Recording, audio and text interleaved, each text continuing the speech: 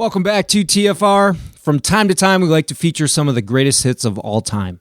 Today is one of those days as we dig deep into the archive and replay one of the most popular episodes. We hope you enjoy it as much as folks did the first time around. Here it is. Welcome to the podcast about investing in startups, where existing investors can learn how to get the best deal possible. And those that have never before invested in startups can learn the keys to success from the venture experts. Your host is Nick Moran, and this is The Full Ratchet.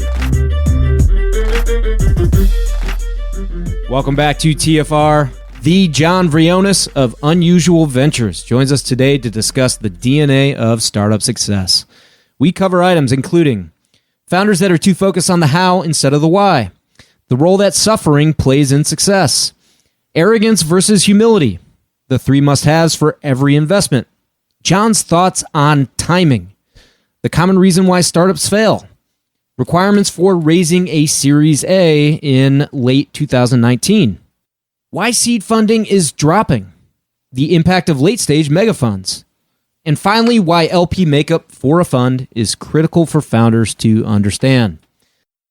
With that, let's jump into the interview with John Vrionis of Unusual Ventures.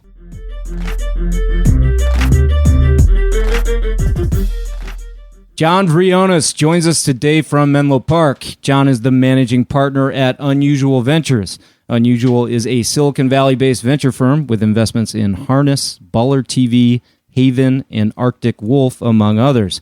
Prior to Unusual, John was a GP at Lightspeed Venture Partners for 12 years, where he invested in several successful companies, including MuleSoft, Nimble Storage, DataStax, and App Dynamics. He's number 63 on the Forbes Midas list of top investors of 2019. John, welcome to the program. Nick, thanks for having me. Great. Let's start out with your backstory. Can you kind of walk us through maybe some of your educational experience and then the path to venture? Happy to do it. Not that exciting, but I'm from fairly rural Georgia originally. I ended up going to Harvard. My mom likes to say they needed one person from Georgia that year, so it worked out well for me. I ended up playing soccer there, and for a couple years afterwards, I tried to make it, but wasn't good enough. And I ended up in Chicago to get a master's in computer science and spent time working for a corporate venture firm at the time. I lived through the dot-com crash there and came to California in 2001 to work for a startup, and then went to Stanford for business school. After business school, I worked almost 12 years at Lightspeed, and then last January, so January 2018, Joe T. Bonzel and I, who was the founder of App Dynamics, we started Unusual Ventures together. Got it. So what prompted the decision to leave Lightspeed? It was a great experience. When I joined, it was, less than 10 people. And when I left, it was probably north of 100 something with offices in India and Israel and China. We went from a $480 million fund to many funds and multiple billions under management. But my real passion has always been investing in, entrepreneurs, working with founders at the very beginning, in what people now call the seed stage. Back in 2006, there was no such thing. It was called angel investing. And it was where I had the most fun and, frankly, the most success. But I felt like the industry had changed tremendously over the last decade, and founders weren't getting the help that they needed at the hardest stage, which is in those first 2 years. And that was largely because the funds had gotten so big, they really couldn't focus on investments where they were writing single-digit $1 million checks. And so Jody, from the entrepreneur side, felt that very much and teamed up to start Unusual because we felt there was a big opportunity in the space, in the ecosystem. Yeah, when and where did you and Joe T first meet? Oh, we met, I want to say, probably in 2008. We were introduced through a mutual friend. At the time, I was researching how virtualization was going to be disruptive to all aspects of, data center technologies. And so Jyoti was an architect at a company called Wiley that had been acquired by CA. And we got to talking about how the monitoring space was going to be different because of how people were now building applications and using virtualization. I was new to venture.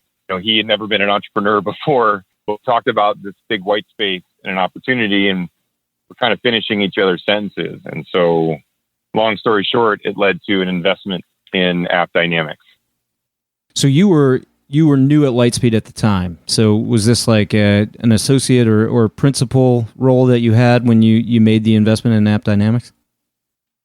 Right. I think I was technically a senior associate, right out of business school, and, frankly, a bit unsure of myself if I wanted to long-term be a venture capitalist investor or, work in startups from an operating perspective. And the job seemed very appealing. I had a chance to, meet a lot of people that were technical and product visionaries and talk to them about the space, they were in, opportunities in the future. And so I was very lucky, right, in that I met, Jody, who's unbelievably talented. I tell him all the time, he spoiled me. And yeah, that was my role, to go out and talk to folks about these new spaces and, find investments for the firm. And why are the two of you, why do you make a complementary team? That's a good question, Nick. I mean, what we bring to the table is kind of two sides of the same coin, right? We're investing in founders who are just like Jyoti was, product visionary technologists, often with a very interesting insight about why the world needs a new product in a particular space. From his side, he's built the company from scratch, to well north of 1,000 employees, and ultimately sold it for $3.7 billion. So the operator in him, the experience, he can be very helpful and is super passionate about helping founders, particularly at the seed stage. In my case, over 12 years, I looked at hundreds and hundreds of companies, invested in many dozen, and I've had a chance to see founders go through different choices, strategy, hiring, and really be a mentor, an advisor, a coach to try to help them have the most successful path. And so they kind of get the old guy now, VC, and the very successful entrepreneur. And so when we invest, they get both of us. It's a good balance. I've got a number of interns working for me at the moment, many of which would love to be in the industry. One such individual has gotten a lot of feedback recently from San Francisco VCs that he needs operating experience. He needs to go found his own startup, or he needs to move to SF and join a tech startup. If my research is correct, you were not a startup founder yourself, but it sounds like you and Jyoti together probably make a pretty good team. Absolutely. In the sense that the first time I founded anything, it was Unusual Ventures, a year and a half ago. Yeah, I guess you do have a startup, right? So, yes, venture capital is just a business like any other business. So, I too was washing dishes and figuring out where to find a place for rent and hiring people. So yes, but I did work at a couple startups before I got into venture. I hear that thought a lot, that you have to be an operator. I don't agree with it. I think, we all see the world from where we sit. There's a lot of good ways to be a good investor, particularly in venture capital. And history would suggest there's no formula. I mean, some of the best venture investors of all time were not operators. Peter Fenton from Benchmark, Mike Moritz, right? He was a journalist at one point. Right. Some of them have, right? But it's all about empathy. It's all about empathy, right? Really putting yourself in the founder's shoes, understanding, what they're going through, and then, caring very much about helping them.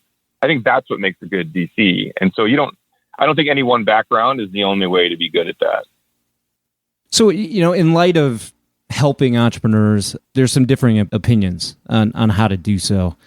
We just had Scott Cooper on the show from Andreessen. He talked about, their expansive platform.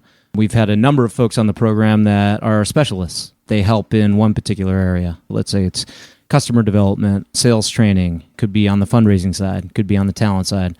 What's your philosophy and how do you get involved and help out founders? So this has been, a learning by experience for me. I look at the industry today and I see, there's more active venture firms, there's more money available than I think ever before.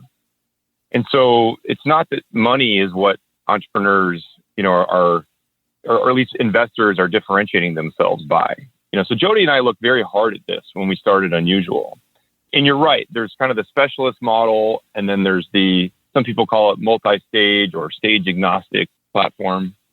Our view is to be world-class in anything, Nick, you have to focus. Yeah. Right. Think of yourself, right? As you mentor entrepreneurs, what's one of the things you always tell them? Yes, that's great, but you have to focus. You have to focus, right? And all the time. It's the Warren Buffett and Bill Gates, quote. Yeah. The two of them were asked that question, right. What's the key defining thing that led to your success? And they both answered in lockstep, focus. Yeah. So this whole notion that you can do every stage well, personally, I think it's marketing. I think it's just marketing, and it's justification for a large amount of fees that these enormous platforms, are extracting at the moment. Yep. If you look at music, if you look at art, if you look at sports, medicine, right?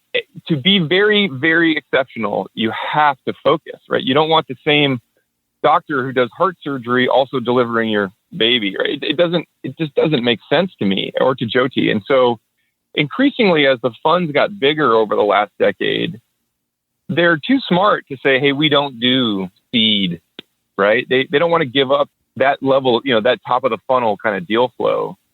But if they're really honest, I think they'll tell you, when you have $1 billion to invest, it doesn't make a lot of sense as a fiduciary, right? As a responsible investor, to spend as much time with a $5 million investment as you would one of your $50 million investments. And then from the founder's side, each stage of the journey, each leg is very different in terms of the challenges and therefore the help that you need. So what you're trying to do in the first 2 years is very different than what you're doing in years 2 to 5. So we love Andreessen. We love the innovation they brought to the industry 10 years ago. And if you look at their model and all the services they provide, personally, and Jody would echo this, we think it's terrific. But it's optimized for what founders need in the growth phase, not in the idea to early traction phase. Right. So we built Unusual with services that help you with the problems, the challenges at that phase. Hiring those first 10 engineers, it's hard. Selling those first 5 customers, it's really hard. Yeah. Telling your story, right? Like not how it works, but why it matters. These are all the things that you have to do in years 0, 1, and 2, right?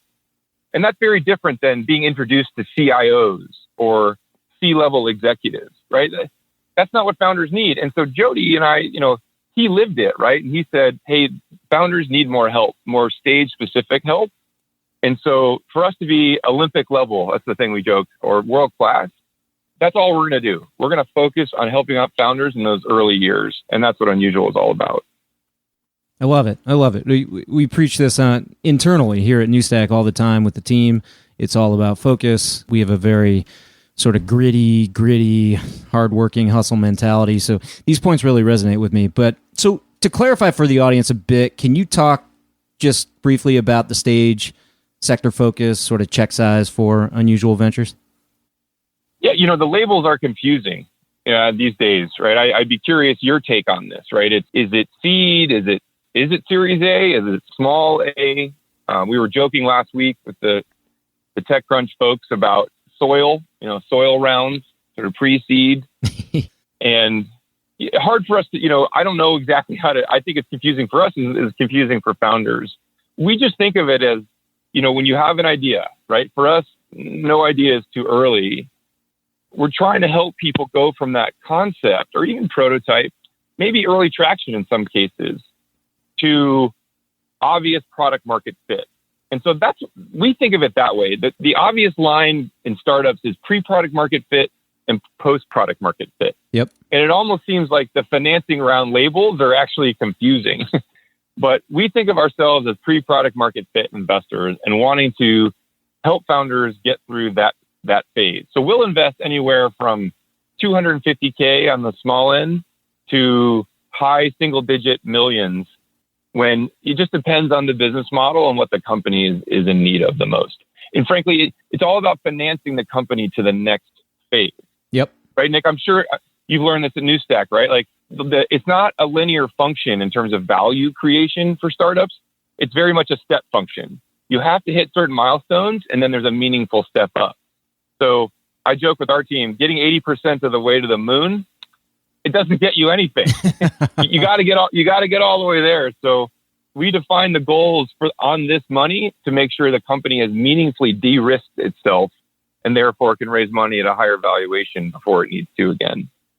Got to connect the capital with milestones. I think that might be one of the biggest mistakes I've seen across, an array of different high quality founders, high quality opportunities that for whatever reason don't understand the step function or don't set out the right milestones early and don't connect sort of the capital raises to that and find themselves in a seed funding gap or a Series A crunch or whatever you may call it.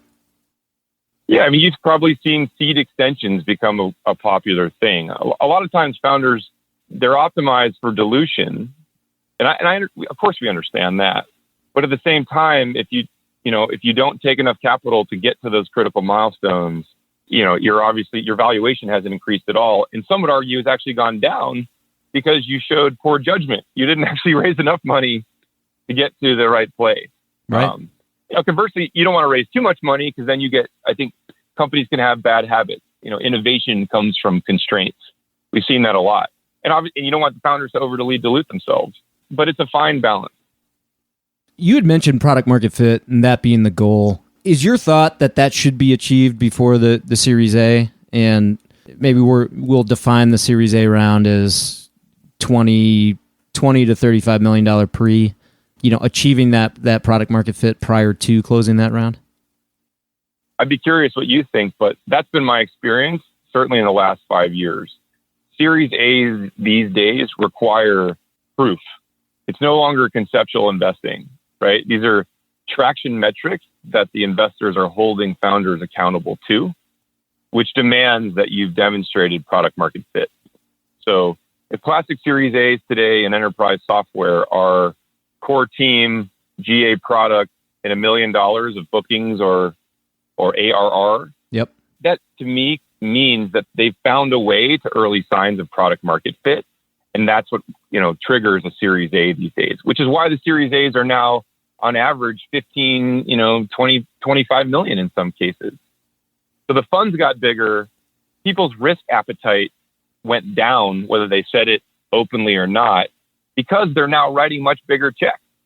It used to be that a $5 million Series A, look, if you got it wrong, it wasn't the end of the world. 15 or 20 million, that's a much bigger thing to swallow in terms of a loss. So investors in most funds have shifted to wanting to see more proof, which is why there's been an opportunity now in the seed market that's really opened up.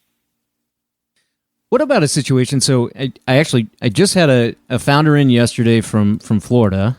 She flew in. We had a nice 3-hour working session, but she has 3 large customers. One is a large tech company, one is a large bank, and one is a military customer. The decision makers are different, sales cycles are different, the basket size, the average account value is different for each of them. Even the ROI, this is an enterprise SaaS offering that has 3 different major advantages, and she's hit all 3, with each of the different customer sets. So how do you look at a company that has shown meaningful traction, they've shown some sales velocity, but, their offering is kind of appealing to a broad set of verticals, maybe a lack of focus there. There's not that indication that they can just rinse, repeat their way to 10 million plus of ARR. What advice did you give her?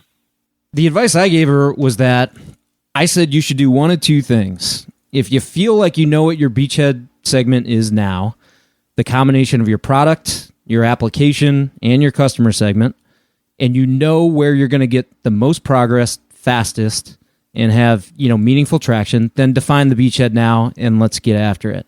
If you feel like you're still at the hypothesis stage and across all 3 of those you don't know which one is best, then let's set up a timeline by which we can test this hypothesis and look at the different markets and make a decision. But either way, at the end of this, I felt like a decision should be made, and then one of those markets should be focused on. So you were driving her to what? Focus? Did we talk about this before? I think we might have. So, I mean, I think that's really sage advice, right? And so here's the thing. So often technical innovations are horizontally applicable. So yes, it does work in multiple markets. And so founders will often come in with, I have 3 or 4 different verticals. They may even have 3 or 4 different size of customers, small, medium, large, extra large. And there's nothing wrong with that. But the challenge is to go to market, right? To hire salespeople, to hire marketing people, and pointing them at one thing is how they're successful, right? You can't come to the website and have it be NyQuil, sniffling, snuffling, coughing, aching, stuff. That doesn't work for a startup, right? You've got to have something very specific. Same with the salespeople. What kind of sale is it? To what kind of customer? Who is your user and buyer? And again, it's not that it's not applicable.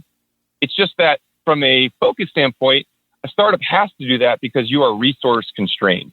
And so your guidance to her is, hey, look, you got these 3. That's terrific, but you got to go pick one because you got to go get those first 10, 20 customers, raise more money, live to fight on, and eventually you'll go on to other verticals. But founders, this is one of the number one reasons founders fail because they're usually product technical people. They don't like to give up, Nick, on these other verticals. They have to see that it's not about giving it up indefinitely, but what's best for the company, for the startup, is to pick one. So the joke we make at Unusual is startups in the seed stage, it's not physics hard, it's dieting hard. Meaning you have to be very disciplined, and that's tricky. Well, and your example is really appropriate because as I was walking through this with her yesterday, I said, I have observed some founders achieving some measure of success, albeit with very little capital efficiency. One in particular that is selling into consumers. He's selling a similar product with similar technology into enterprise, and he's actually got a government offering as well. And it's a really compelling product that has tons of capability. But I've seen his team evolve into 3 different teams. His organization has sort of dedicated engineers, around the enterprise offering and the UX for it and the sales for it. And he's got a team, of marketing folks and other engineers that are optimizing around the consumer offering. He's developing a new team around the government. And I don't think that was his original intent. He thought he could do everything with one team, but when you're resource constrained, as you mentioned, it's just really hard to do it all and do it well. Yeah, I would say it's actually impossible. You end up with 80% of what everybody needs, and the team in every way is stretched thin. To your point, even engineering, right? Because every vertical market, it has some idiosyncrasies in terms of what you need to build, how you need to tell the story, and how you need to sell. And so if you're stretching the company across more than one, and you're only a 10 or 20 person company in the first place, because that's all the capital you have, you end up with, sort of a mile wide, inch deep offering. And that's a lesson learned. I mean, I have lived through that mistake before. It's one of the things we try to work really hard on with founders when we invest. John, are there some objective items or metrics that indicate product market fit for you? I mean, the easiest one, Nick, is evangelical users, right? NPS? If you don't have, well, yeah, or, I mean, you can, so easy with social media these days, or meetups, right? It's, number one, if you're starting a company, you got to make sure that you know who your desperate user is, right? Because if someone's not desperate, they're not going to buy from a startup. It's too risky, right? You might as well go with something that's more trustworthy so you don't get fired. That's good. So you've got to find someone who's really desperate. And if they're desperate, that means they'll use the product even if it's buggy, right? Even if there's aspects of it that are probably a bit embarrassing. That's okay because they're so in need of what you're selling, of what you have. And so by talking to just a handful of users, you will quickly see if A, desperate for what you are offering, and B, they're delighted with what you provided to them. So much so that they're telling other people about it, right? There's, ways to measure that, but it's also an intuitive thing, right? So people like to look at $1 million of bookings or 10 reference customers, or in consumer world, thousands of users growing at some some rate, 20% month over month, or engagement, right? Like people have tried to quantify it, but I think at the early stage, if you're waiting for all the data to give you your judgment, that's not really judgment at all, right? You do have to have some intuitive sense of why something's working and for who.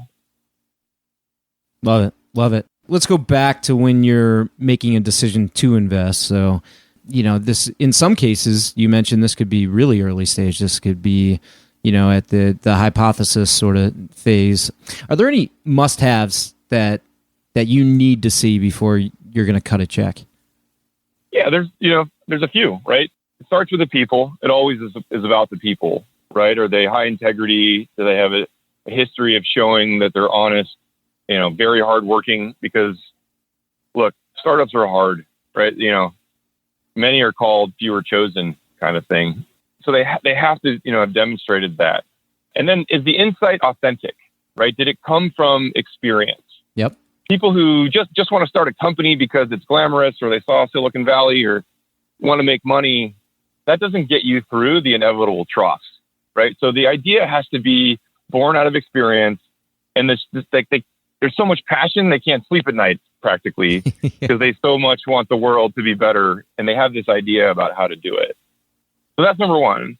Number two is the timing right? Is it now that it makes sense to start a company in this space? We joke it's the disruption in the force, right? What has changed on a macro level that makes the timing perfect? Because, starting a company, being too early is the same as being wrong. Mm-hmm. So the timing has to be right. If you're too late, the same is true, right? The parade's already too far ahead. You'll never catch it. But if you're too early, then you'll run out of money before you have any proof. And you've got to build the company in these stages, right? Because you're raising money in stages too. And then last, this is the thing that I think is most misunderstood by a lot of founders is to raise venture capital, we have to believe that the opportunity could create a business with hundreds of millions of revenue. Because that's the business we're in, right? It's all about mega home runs, not just home runs, but actually mega home runs. Yep. So we have to believe that the market, it doesn't mean the market is big today, but it means that we believe it will be, and there's a real growth rate that the company can take advantage of. So it's those three things. And on the timing point, how does one assess if the timing is right? In light of some earlier comments, we were talking about sort of these desperate customers or your innovators, early adopters. They may or may not be representative of sort of the majority of the market, and often these startups aren't going to be promoting their offerings to kind of that majority market group for maybe more than 5 years from when you launch. So how do you frame up the timing and assess whether the timing is right? I think this is the hardest part. And the reality is it's a bit of intuition and a ton of research. So yes, if you're investing in what I would call take a normal distribution curve, right? If you're investing in the mainstream, it's too late, right? Certainly for seed investors. So we like to understand the early adopters and why they had to have this, or why this idea at a minimum is very compelling to them. So we spend a lot of time talking to people who are early adopters, particular industries. It turns out these are mostly high margin industries like technology or in media. They tend to be early adopters, right? They have extra cash to invest in the future and try new things. And so we spend a lot of time with these folks understanding what their critical issues are. One of the key advantages of Unusual is actually that Jody is building a company called Harness today. So he's not just an investor who's regaling kind of the days of building app dynamics a decade ago. The problems he's solving today are the same ones that founders and their products are trying to solve. So we're very up to speed on kind of the current state of things and the current problems that people have. And so we triangulate. We talk to CIOs, we talk to CISOs, we talk to leaders of engineering, we talk to developers. We're always trying to understand kind of at the early adopter phase, what's out there, what are their burning problems. And so when someone comes in and pitches you an idea, Nick, we try to be very prepared, right? They're not educating us on why this is a problem and why there's a need for a solution. We try to be a step ahead of that and be very thematic. And so that's just the way I've certainly always tried to do the job, and that's how we do it at Unusual. I think it was Steve Blank on the program that said, staying close to customers, if you do it really well, you end up looking like a blur to the competition. The more CISOs or CIOs or whoever your customer set is that you're engaged with on a regular basis, probably the more likely it is you're going to understand their needs. How about things that don't work out? Is there a common theme in failed investments that you've observed, John? Yeah, this might be a little counterintuitive, right? So I used to hear, largely because of Steve Blank or even Lean Startup, Eric Ries, that stay close to that customer. You got to talk to 50 to 100 customers. That's how you'll figure out what to build, right? And then there's this, obviously the Henry Ford quote about, well, customers will tell you to build a faster horse, right? Right. You also have to be a visionary. So there's this balance, like kind of chicken and egg, right? So the thing that has surprised me, and it's been, real learning, is if I think back to all the companies, and there are a lot that I have seen fail over the years, I can honestly tell you, Nick, very few, if any, failed because they didn't talk to 50 or 100 customers. But that's not what caused them to fail. What caused them to fail was that they talked to those customers and they couldn't discern between who was desperate and who was just intellectually curious. That takes judgment, right? Founders want to believe that what they're building is the antidote for everybody's pain. And sometimes they believe it so much, they actually don't really ask the right questions. They don't really listen to the feedback in a way that would help them make decisions. And so often they build something that people weren't really desperate for, but just it was a nice to have. So they went through the whole process that's prescribed in the Lean Startup or in 4 Steps to the Epiphany, those books. Mm-hmm. But it was the judgment around knowing where there was real pain and where it was, oh, that was great. Let's keep talking. Very interesting, right? So it's such a subtle thing, but it can make all the difference. It does make all the difference between success and failure ultimately. Is listening a skill that you try and assess for when you're working with founders? We ask them point blank, like, are you coachable? Do you have the humility to learn, to listen? It's 80% dogmatic and 20% pragmatic, right? Nobody hits the bullseye with their idea right out of the gate. Impossible. So you have to have a vision, but then you have to adjust incrementally to what the market's telling you. That's the hard part at the seed phase.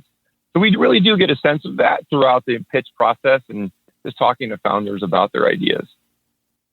What do you think are maybe best practices on the founder side when they're selecting a VC? I mean, number one is references. Yep. You got to talk to people about what it was really like, both in a good and a not as, didn't work out so well case, about how it was to engage, with this investor. How active were they, right? They, if you're really looking for help, look, VCs are incredibly good salespeople. You know this, Nick. They're articulate typically. They're very smart typically. I mean, not always, right? Case in point, here you go. But they're good at telling you why they're going to be helpful. Yeah, and when they're in sales mode, they're amazing. Yeah. Oh, it's amazing, right? Go to demo day these days. Like, it's flooded with a room. But yeah. Right? Like every single industry, doctors, lawyers, you name it, like accountants. There's a normal distribution curve, right? There are some investors who are in the 1%. Right? It's just the reality, right? And right. Something as serious as this, you don't want the average. You don't want your heart surgeon to be average. You shouldn't want your VC to be average either. Good point. Right? You want the best. You want the best. This is life or death for you and your company. So you got to do your homework, right? Call around, see how much they help, see what they're like, spend time with them. I think these rushed investments, it just doesn't make any sense to me. Right? It's harder to get an investor off, your cap table than it is probably to get divorced, from a marriage. So why do people go so fast? Yeah, references are key. This founder yesterday asked me, for references, and I give her a list, and she said, "Well, which ones?" And I said, "Any of them.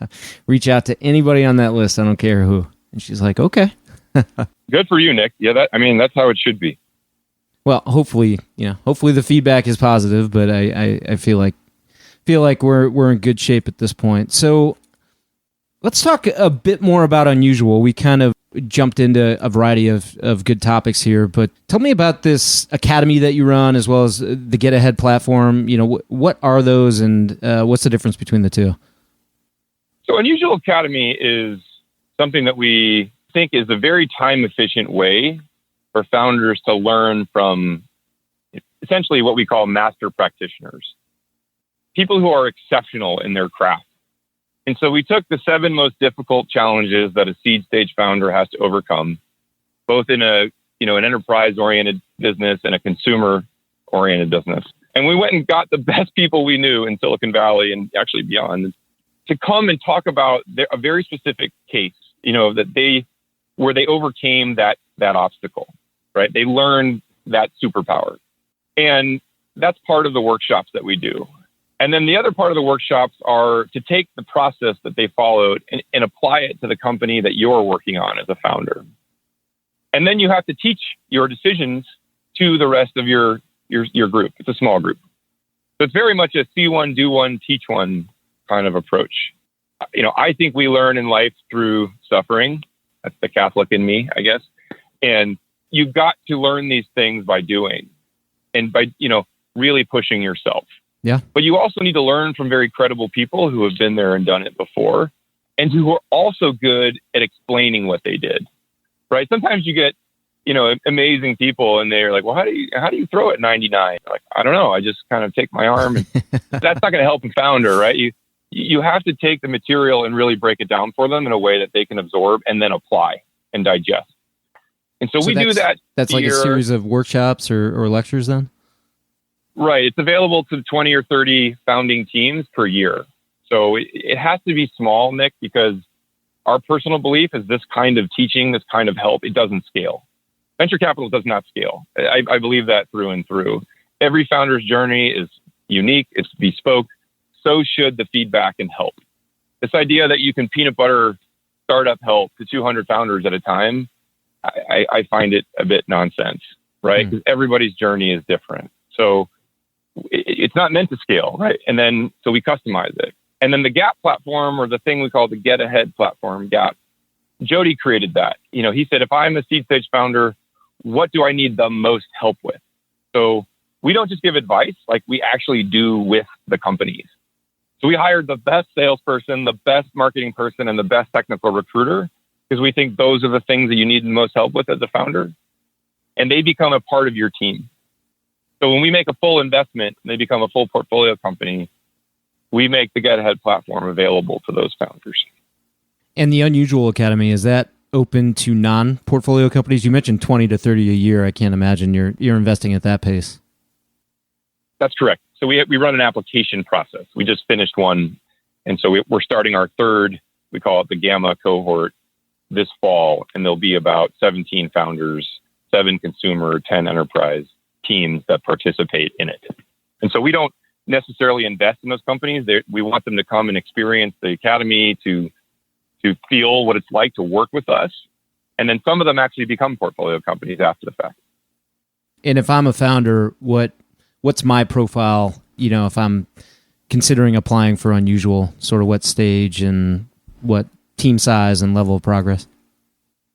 Yeah, we have people that are, when they apply, they haven't even left their job yet.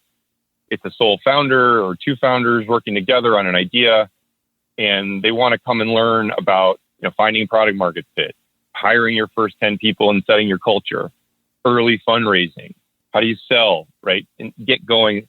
So they want to come learn from Andy Ratchet, right? The founder of Benchmark, the CEO of Wealthfront. They want to learn from Adam Grant, right? Who wrote Give and Take, who wrote Originals, right? They want to learn from Jyoti. He talks about the early days of Harness and App Dynamics. And it's very hands-on, right? It's very small, like little tables, working 4-hour sessions. And so it's usually people in the idea stage, or maybe they're 6 or 12 months down the road and they're realizing that some of this stuff is just really hard. And so maybe they raise from 5 or 10 angels. A lot of that going around these days, right? Big syndicates. The problem with that is nobody has enough of a vested interest to really help the founders. A lot of the seed stage strategy is spray and pray, right? It's playing roulette. Yep. which is great for the firms. It's a good business model, right? They get all they need is one that works, and they're talking about it at their cocktail parties. But what about all the founders who need actual help? That model doesn't work well. So that, they often apply to the academy and they've raised some quality folks, but they're just not getting enough help, real help. They're getting advice, but no one's rolling up their sleeves, getting in the foxhole with them. And that's our model. Love it. And is it like an accelerator? Is there an equity exchange and an investment? No, not at all. I mean, you come and do the academy. I think those accelerator programs, frankly, take a too big of a tax on the really good companies. Yep. Right? They give up way too much of their company than they should. Now, it's a good business model, right? If you do hundreds of companies a year and you own 7% of all of them, I mean, you don't really care if most of them don't work.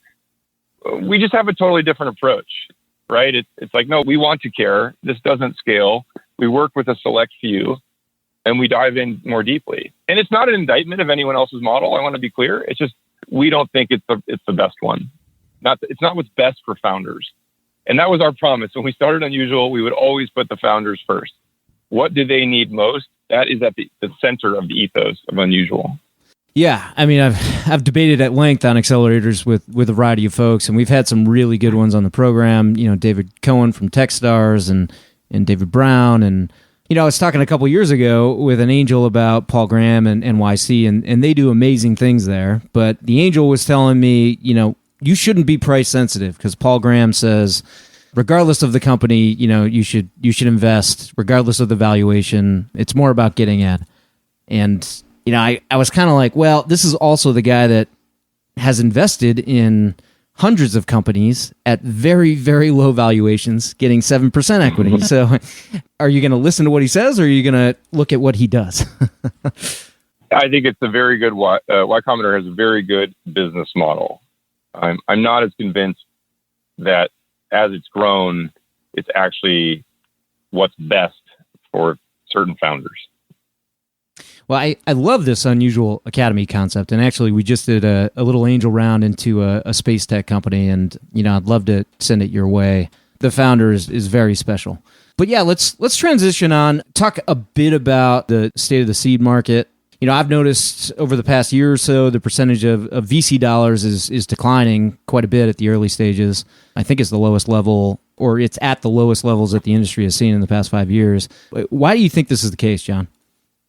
Well, I mean, I think a couple of reasons. One, as companies have stayed private longer, Nick, you can make a lot of money as an investor doing growth stage investing, right? Is those gains that used to happen in the public market, because companies went public after year 7 or year 8, they're now being pushed off to year 10, 11, 12.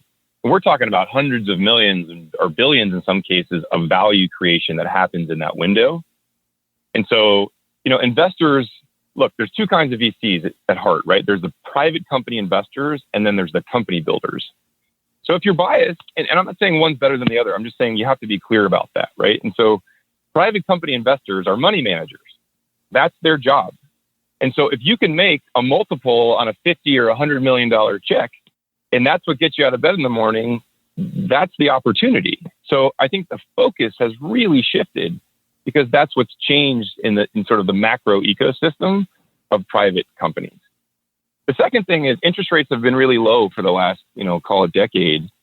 And so, investors have flooded to VC funds, which is part of the reason they've become so big in terms of assets under management. And so when you have all those assets under management, look, you're not going to raise $1 billion and write $205 million check. Right? No. Right? It doesn't make sense. So they have to write bigger checks, which causes them to focus again on later stage companies because they don't want to take as much risk with those bigger checks. Yeah.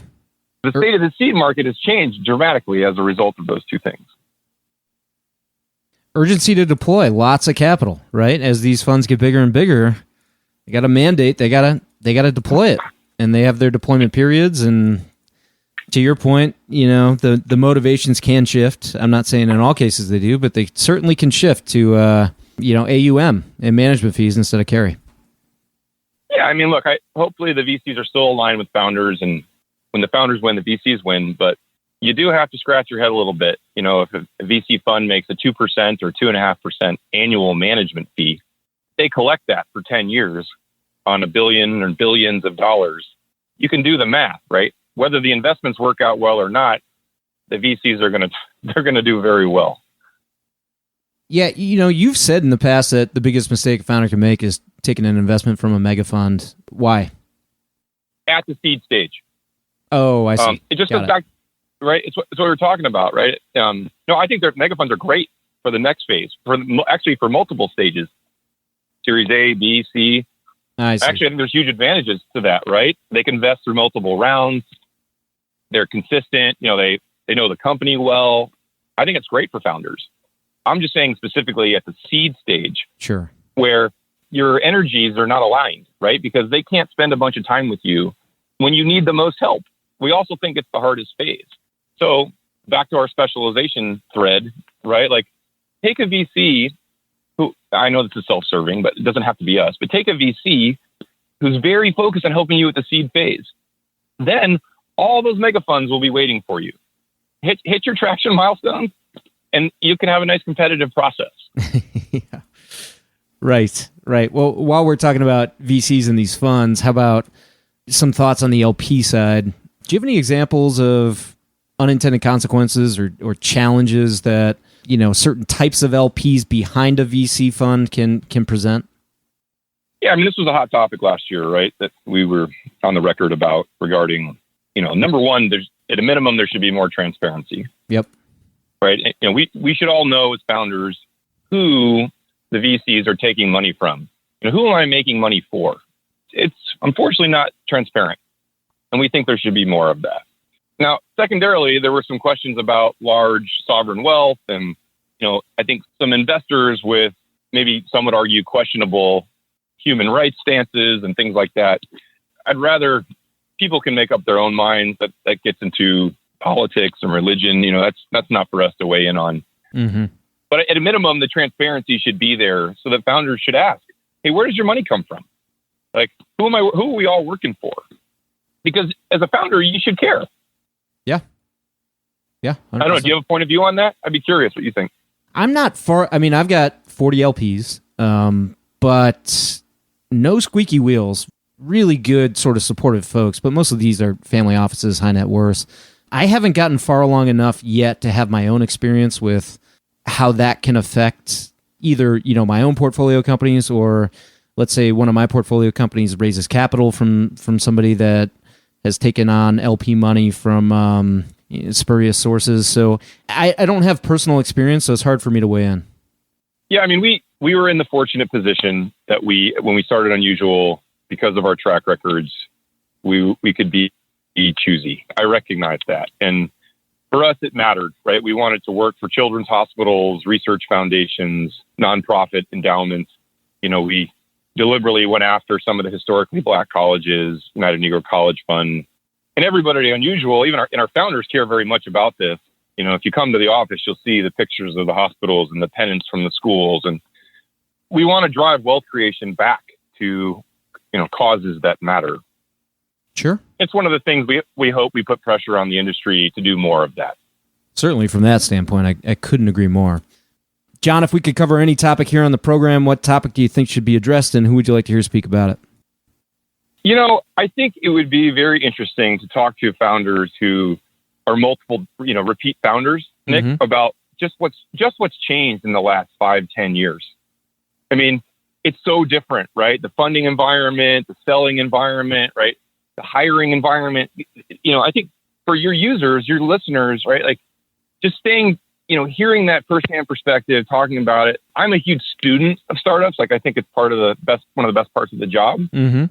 And so I would encourage you to think about founders who have that kind of perspective. And it's hard because a lot of them, if they're successful, they don't do it. They don't do something else. There's no repeat act. It's a little bit of a plug, but I would definitely I would encourage you to have Jyoti Bansal on the program, because I think he's going to be the only, question mark, but I can't think of many founders in enterprise, right? Enterprise technology, who's going to have like 2, maybe 3, multi-billion-dollar companies. And so he's building Harness now.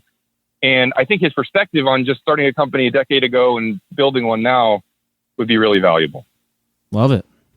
John, what's the one thing you need to get better at? Oh, balance, Nick. Uh, That's all. well, my dad got sick when I was a kid. He got MS. I swore when I did this job, I would not, miss out on my kids, time with my wife, right? These things, my faith, these things are so important to me. So it's an all-in job, right? This idea that you could have a balanced life as a VC is nonsense, right? It's like an Olympian telling you, hey, I need to be more balanced. It's like, no, that's the deal, right? Like, it's a hard all-in job. And at the same time, you can never lose sight of like what matters most, which is the people you love and who love you in your life. So I just always need to like make sure that that's the center and I'm doing the best I can. What investor has influenced you most? Oh, that's an easy one. Andy Ratcliffe. I'm so blessed to have him in my life. He was my teacher back at Stanford Business School in 2004. And as the founder of Benchmark, as the founder and CEO of Wealthfront, as a true teacher and like just amazing human, he's changed my life for the better in so many ways. And finally, John, what's the best way for listeners to connect with you? Unusual.vc.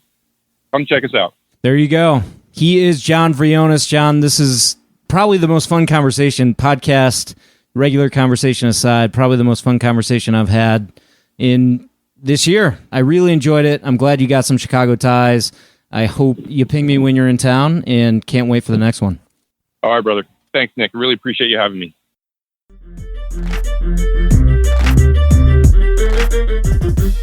That will wrap up today's episode. Thanks for joining us here on the show. As always, show notes and links for the interview are at fullratchet.net. And until next time, remember to over-prepare, choose carefully, and invest confidently. Thanks for joining us.